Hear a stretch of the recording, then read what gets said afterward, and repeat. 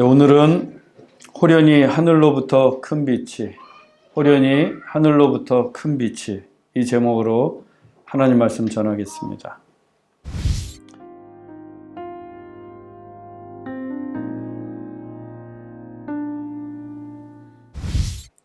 유명한 심리학자 에리 프롬은 존재와 소유라는 책을 통해 인간의 행복의 조건이 무엇인가, 존재인가 아니면 소유인가 라는 질문을 던졌습니다.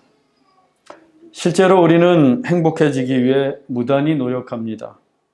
그 누구도 행복을 부정하며 살지는 않습니다. 행복해지기 위해 돈도 모으고, 행복해지기 위해 권력도 추구하고, 행복해지기 위해 지식과 명예도 쌓아갑니다. 이 물질과 권력과 명예와 소유는 모두 소유에 속하는 것입니다. 소유를 통해서 인간은 행복해지려고 하고, 그래서 끊임없이 더 많이 가지려고 합니다. 그러나 에리 프롬은 소유를 행복의 조건으로 여기며 끝없이 소유를 추구했던 서구 사회가 오히려 정신적으로 황폐해졌다고 지적했습니다. 소유가 곧 행복은 아니며 또 소유가 행복의 조건일 수 없다는 뜻입니다. 그럼에도 많은 사람들은 행복해지기 위해 소유하려고 합니다. 만일 소유가 행복의 조건이라고 한다면 내가 남보다 적게 소유하고 있을 때 그것은 곧 불행이 됩니다. 내가 남보다 단돈 1불이라도 소유가 적다면 남보다 행복하지 못한 게 됩니다. 그래서 에리 프롬은 인간은 아무리 많은 소유를 가지고 있어도 더 많은 소유를 생각할 때마다 불안해지고 또 불안하기 때문에 더 많은 소유에 집착하게 된다고 했습니다. 소유와 불안의 악순환입니다. 이렇듯 소유로는 우리가 행복해질 수 없습니다. 소유가 아니라 존재가 새로워져야 합니다. 존재가 풍성해야 하고 존재가 가치 있게 변해야 합니다. 그래야 행복할 수 있습니다. 그런데 사람들은 그 존재도 소유로 바꾸려고 합니다. 돈으로 학벌도 사고, 돈으로 지위도 사고, 돈으로 권력과 명예도 사서 자기의 존재를 바꾸려고 합니다. 하지만 돈이 사라지면 돈으로 쌓아놓은 그 모든 것이 다 허물어집니다. 돈과 함께 권력도, 지위도, 명예도 바람처럼 사라집니다. 그러면 그의 존재는 전보다 더 형편없이 됩니다. 소유는 결코 우리의 존재를 바꿀 수 없습니다. 돈이 아무리 많아도 우리의 존재를 새롭게 할 수 없습니다. 우리의 존재를 바꿀 수 있는 분은 오직 예수 그리스도 한 분이십니다. 예수님만이 우리의 존재를 새롭게 하십니다. 예수 그리스도 안에 있을 때에만 새로운 피조물이 됩니다. 오늘의 본문도 예수 그리스도를 통해 한 사람의 존재가 새롭게 되었음을 우리에게 보여줍니다. 본문 35절로 36절입니다. 바울이 층대에 이를 때에 무리의 폭행으로 말미암아 군사들에게 들려가니 이는 백성의 무리가 그를 없이 하자고 외치며 따라가미르라. 예루살렘의 유대인들은 바울을 크게 오해했습니다. 바울이 이방에 있는 유대인들에게 모세를 배반하고 할례도 행하지 말고 유대의 관습도 지키지 말라고 했다는 것입니다. 특히 아시아에서 온 유대인들은 바울이 유대 백성과 또 유대인들이 신봉하는 율법과 그리고 유대인들이 신성시 여기는 성전을 비방했다고 합니다. 게다가 바울이 헬라인을 이방인들의 금지 구역인 성전에까지 들였다며 무리들을 충동했습니다. 이방인의 뜰 외에 성전에 들였다면 이는 그 이방인과 함께 즉시 죽임을 당할 수도 있었습니다. 거룩한 성전을 더럽혔기 때문입니다. 물론 다 거짓 소문이었고 가짜 뉴스였습니다. 바울과 함께 성전에 들어갔던 자들은 헬라인들이 아니라 나시린의 소원을 했던 자들이었습니다. 하지만 그 진위를 확인할 틈도 없이 바울을 오해한 유대인들이 바울을 성전 밖으로 끌어내어 죽이려고 하면서 한바탕 큰 소동이 일어났습니다. 유대인들은 바울에게 소리를 지르면서 무차별적인 폭력을 가했고 그 폭력의 소동이 얼마나 요란했던지 로마의 수비대 천부장의 귀에까지도 들렸습니다. 천부장은 큰 소요가 일어난 줄 알고 즉시 로마 군인들을 이끌고 달려왔습니다. 그때서야 유대인들이 바울 때리기를 그쳤습니다. 천부장이 조금만 늦었더라면 바울은 유대인들 손에 맞아 죽었을 것입니다. 천부장은 바울을 두 쇠사슬로 결박한 후에 로마 수비대의 영내로 데려가라고 명령했습니다. 유대인들을 돕기 위해 예루살렘에 찾아온 바울은 오히려 그 유대인들에게 죽도록 매를 맞아야 했고 그것도 모자라 쇠사슬로 결박을 당한 채로 영내로 끌려가야 했습니다. 바울은 정말 성령이 증언하신 대로 결박을 당했고 이방인들의 손에 넘겨졌습니다. 바울로서는 억울할 수도 있습니다.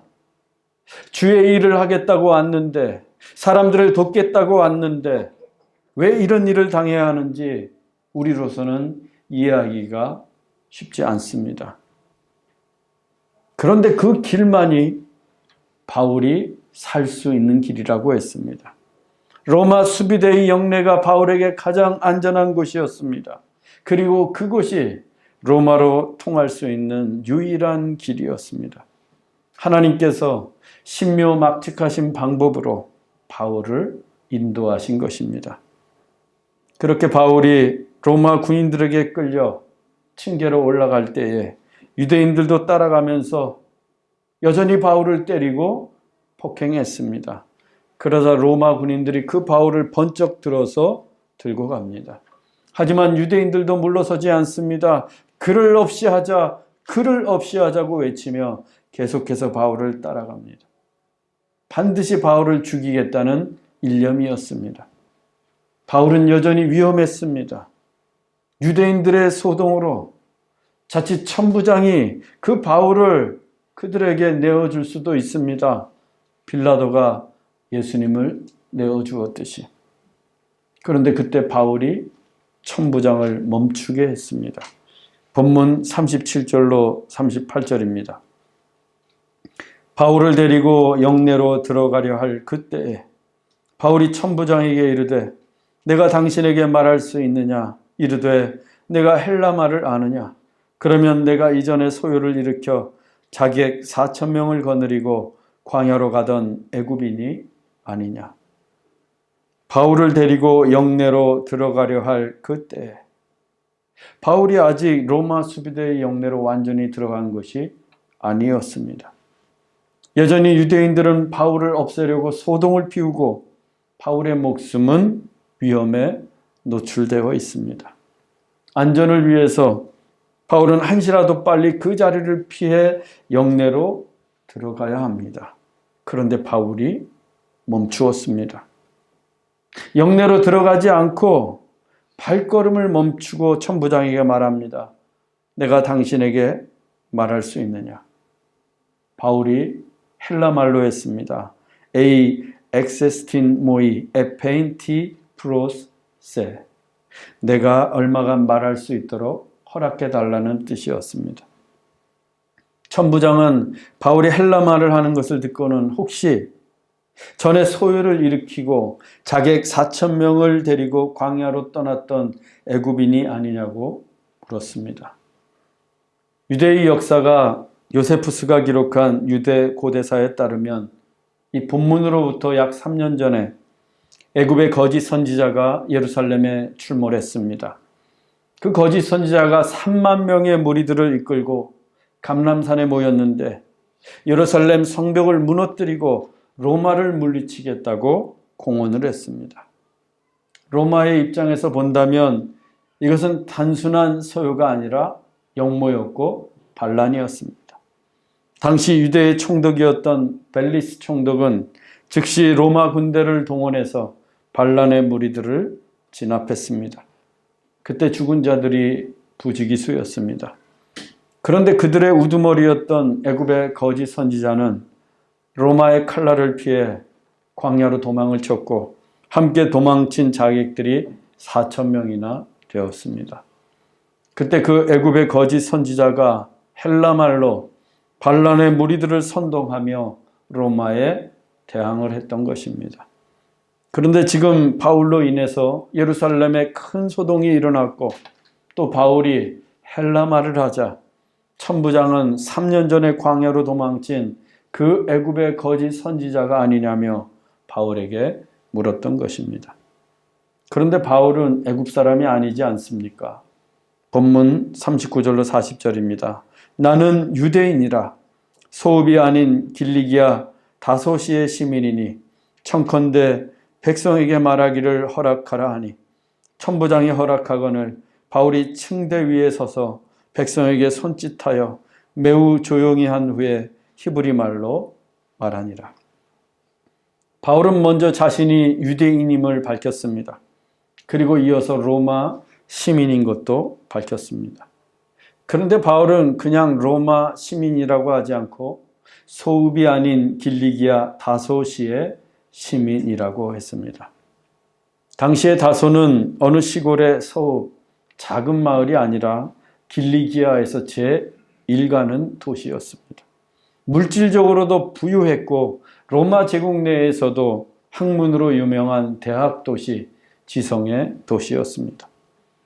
그래서 다소 시민 하면 부자이면서 또한 학문적으로도 탁월한 수준을 겸비했음을 나타내는 것입니다. 소위 금수저 출신이 다소 시민이었습니다. 바울이 이렇게 자신의 출신을 밝힌 까닭이 무엇이겠습니까? 영내로 들어가려다가 천부장을 멈추어 세워놓고 굳이 자신이 다소 시민이라고 말한 이유가 무엇일까요? 자신을 과시하려는 것일까요? 내가 이 정도 되는 사람입니다.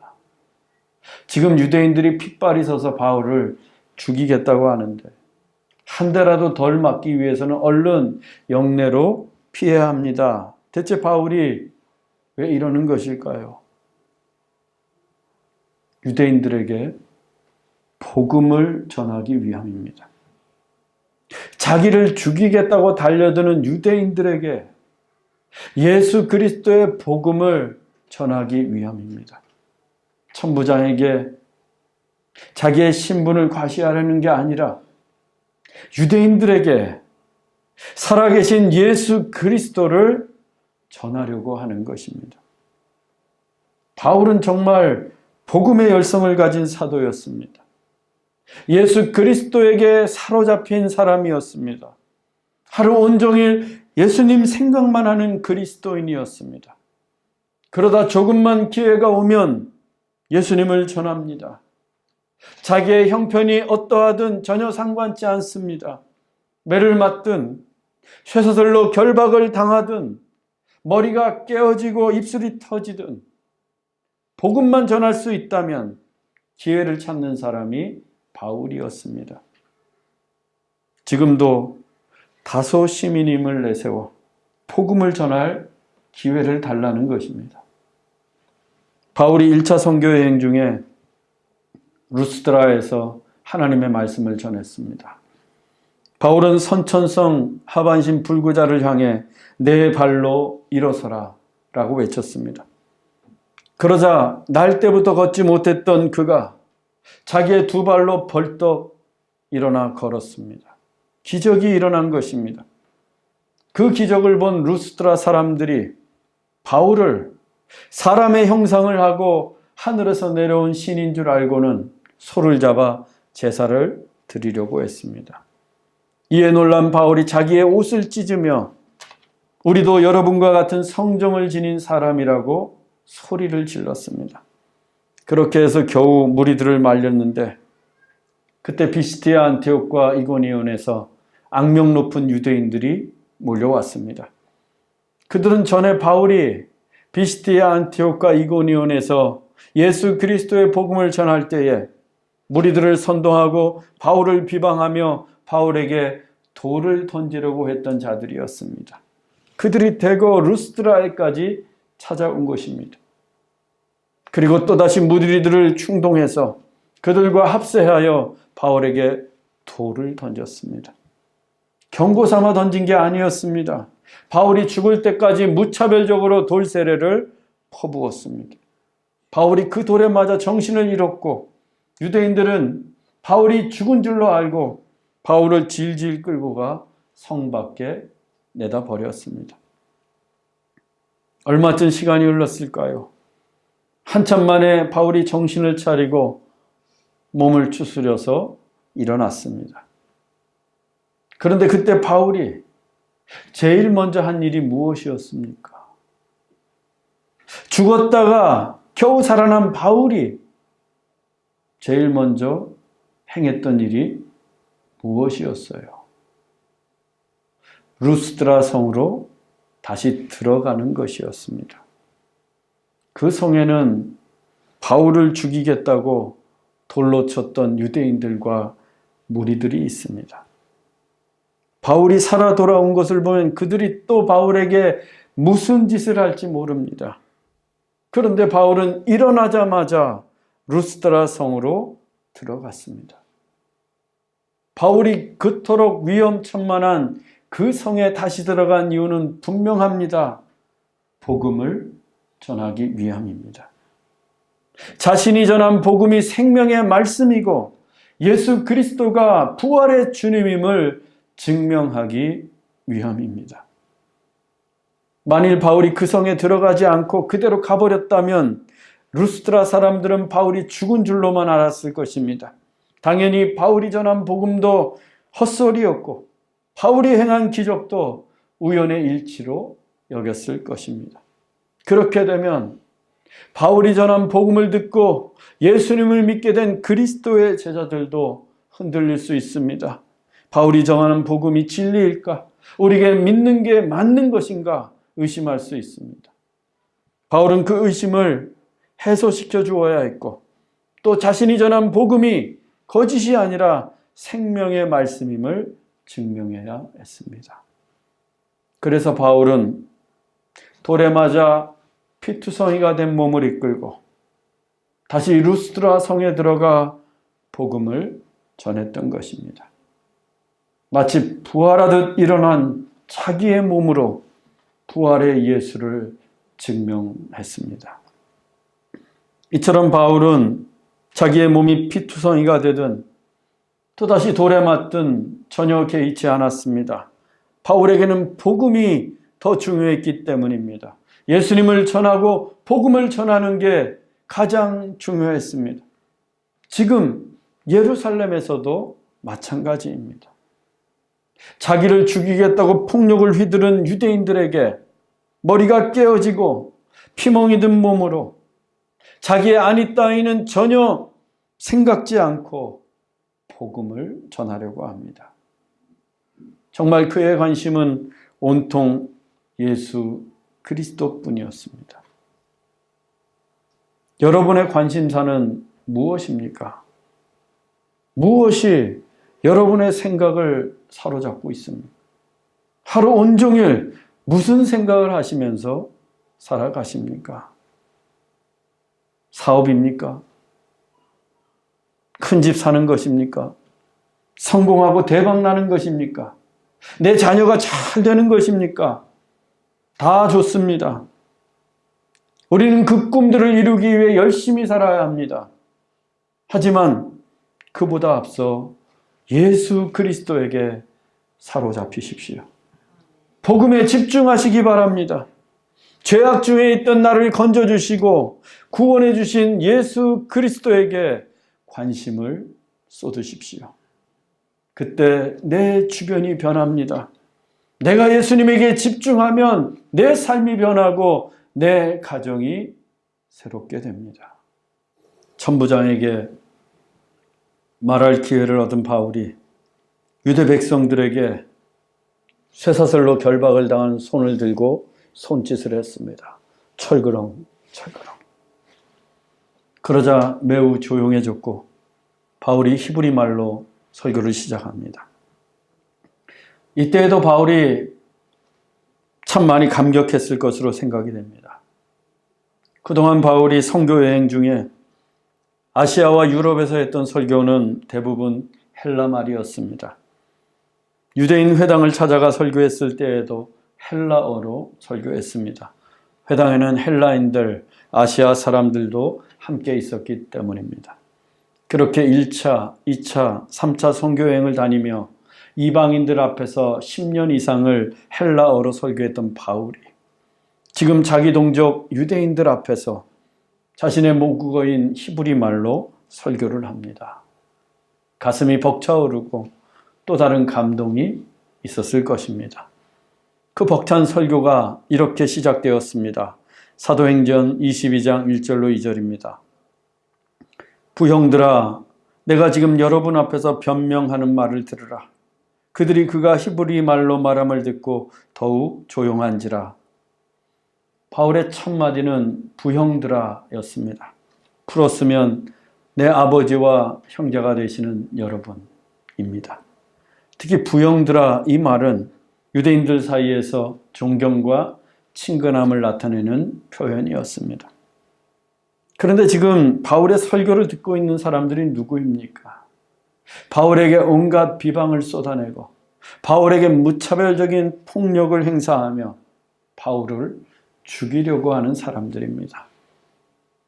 그런데 바울에게는 그 어떤 적개심이나 분노심도 찾아볼 수가 없습니다.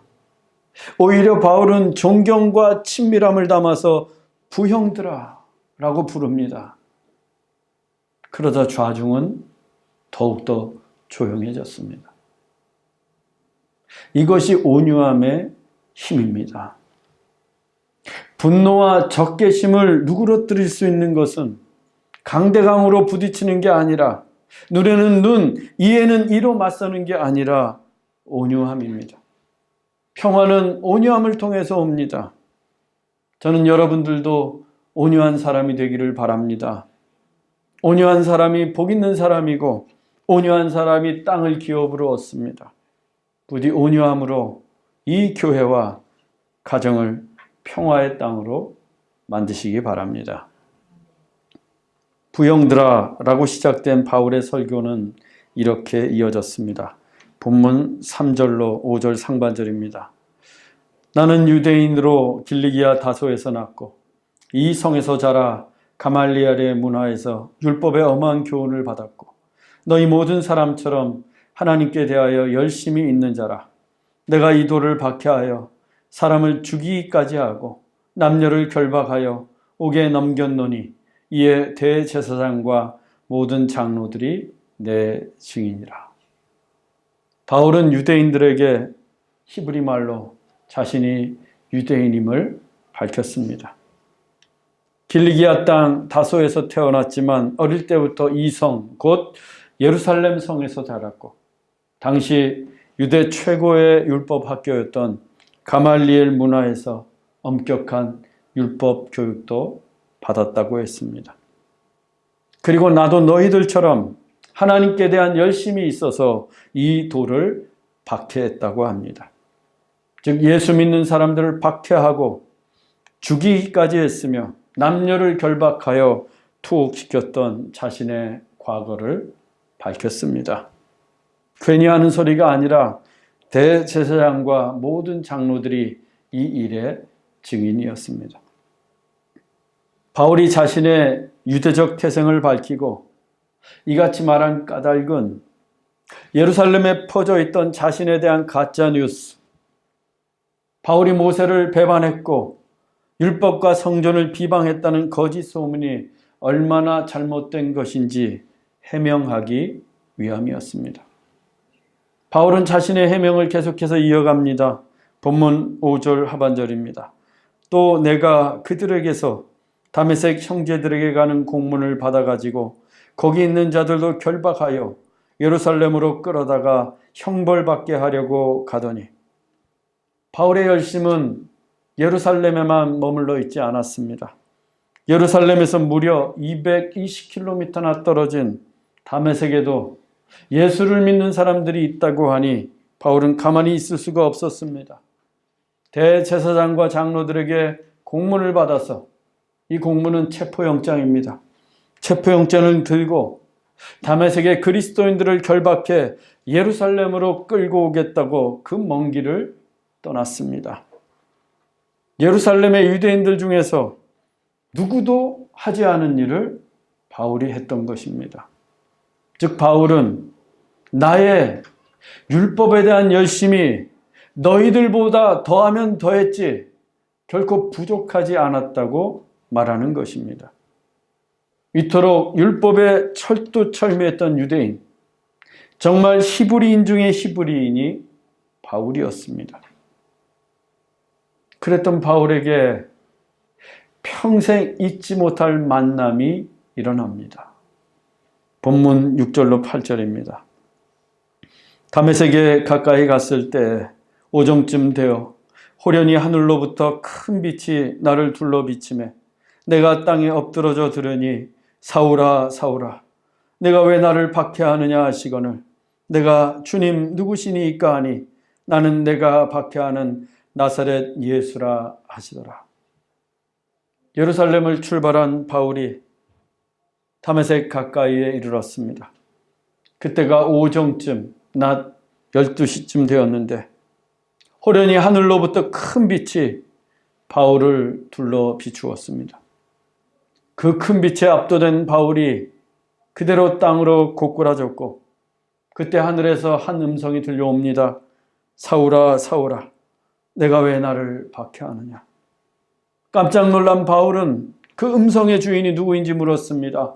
주님 누구시니까? 또다시 음성이 들려왔습니다. 나는 내가 박해하는 나사렛 예수라. 그분은 예수님이셨습니다.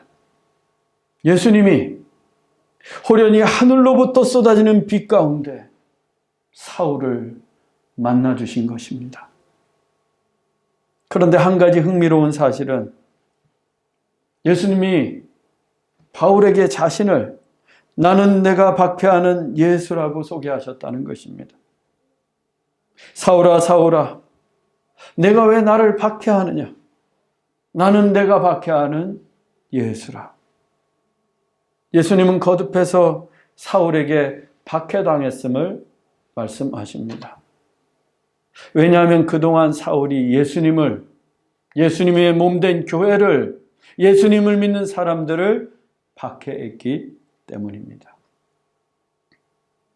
예수님께서 우리에게 어떻게 다가오시는가? 우리가 예수님을 평소에 어떻게 생각하고 어떻게 대했는지 그대로 다가오십니다. 우리가 예수님을 박해했으면 나는 내가 박해하는 예수라고 하시고, 우리가 예수님을 무시했으면 나는 내가 무시하는 예수라고 하시고, 우리가 예수님을 존중해드리면 나는 내가 존중하는 예수라고 하십니다. 우리가 예수님에게 무관심하면 나는 내가 무관심한 예수라고 하시고, 우리가 예수님을 의심하면 도마처럼 나는 내가 의심하는 예수라고 하시고, 우리가 예수님을 찬양하면 나는 내가 찬양하는 예수라고 하신다는 거예요. 여러분은 어떻습니까? 여러분에게 예수님은 어떻게 자신을 소개하실 것 같습니까? 바라기는 나는 내가 존중하는 예수다. 나는 너에게 관심받고 있는 예수다. 나는 내가 찬양하는 예수다. 라는 주님의 음성을 듣기 원합니다. 바울은 이 한 번의 만남으로 인생이 바뀝니다. 예수님과의 만남으로 그의 존재가 송두리째 변화됩니다. 예수님을 박해했던 사울이 예수님을 전하는 사도가 되었습니다. 죽음을 향해 치닫던 인생이 영원한 생명을 소유하며 달려갈 길을 달려가게 되었습니다. 다메섹까지 쫓아가서 그리스도인들을 핍박하던 그가 온 지중해 세계를 누비며 복음을 전하고 교회를 세우고 성경을 쓰게 되었습니다. 참으로 전격적인 변화입니다. 완전히 새롭게 되었습니다. 왜 그렇습니까? 예수님 때문입니다. 예수님을 만났기 때문입니다. 신앙이 무엇인가? 예수님을 만나는 것입니다. 믿음이 무엇인가? 예수님을 만나고 싶은 마음입니다. 예배가 무엇인가? 예수님을 만나러 오는 것입니다. 기도는 예수님을 만나서 내 속내를 털어놓는 것이고, 찬양은 찬양 중에 임하신 예수님을 만나는 것입니다. 예수님을 만나야 내가 변하고, 예수님을 만나야 우리의 존재가 새롭게 됩니다. 사랑하는 형제자매 여러분, 여러분은 오늘 무엇 때문에 교회에 오셨습니까? 예수님을 만나십시오. 오늘 우리에게도 하늘로부터 큰 빛이 쏟아지기를 원합니다. 예수님을 만나면 두려움도, 절망도, 염려도, 근심도 다 사라집니다. 예수님을 만나면 꿈이 생기고, 비전이 생기고, 소망이 생기고, 미래가 열립니다. 예수님을 만나면 내 인생이 완전히 새롭게 되고, 예수님을 날마다 만나면 날마다 내 인생이 새로워집니다. 오늘 이 시간 호련히 하늘로부터 큰 빛이 쏟아져 우리 모두가 예수님을 만날 수 있기를 주 예수 그리스도의 이름으로 축원합니다. 기도하겠습니다. 사랑의 하나님 아버지, 오늘 우리에게도 하늘의 큰 빛을 비추어 주옵소서. 예수님을 뜨겁게 만날 수 있도록 은혜를 주옵소서. 우리도 변하고 싶습니다. 우리의 인생도 새롭게 되기를 원합니다. 우리도 바울처럼 예수님에게 사로잡히고 복음의 열심을 내며 온유한 자가 되기를 원합니다. 주님, 우리를 축복하여 주옵소서. 오늘도 우리를 만나러 오신 예수 그리스도의 이름으로 기도하옵나이다. 아멘.